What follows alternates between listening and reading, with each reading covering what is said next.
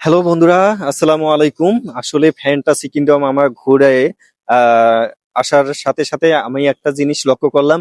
সেটা আসলে আমার কাছে মনোমুগ্ধকর মনে হইলো, যে আপনাদের সঙ্গে এটা তুলে না ধরলেই নয়।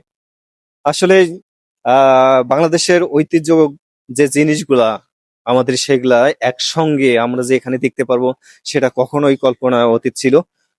এটা হচ্ছে সোমপুর বৌদ্ধবিহার, পাহাড়পুর যেটাকে বলা হয়।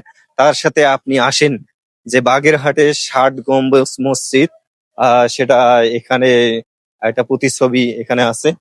আসলেই এটা দেখে আমি অনেক অভিভূত হলাম, যে আসলে এই জিনিসটা আপনাদের সঙ্গে তুলে ধরি। এটা হচ্ছে 60 গম্বুজ মসজিদ, যেটা বাগেরহাটে আছে।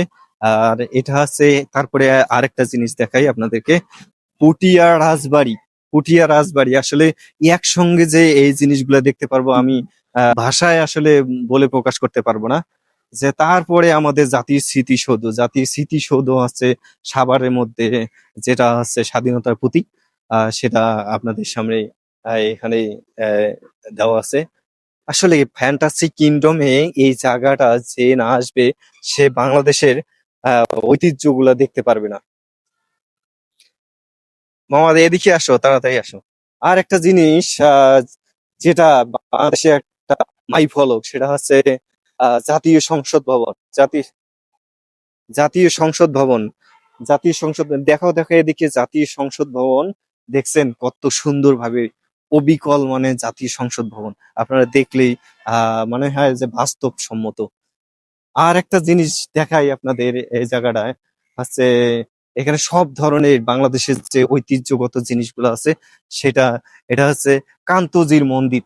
কান্তজির মন্দির দেখছেন কত সুন্দরভাবে ডিজাইন করা আছে।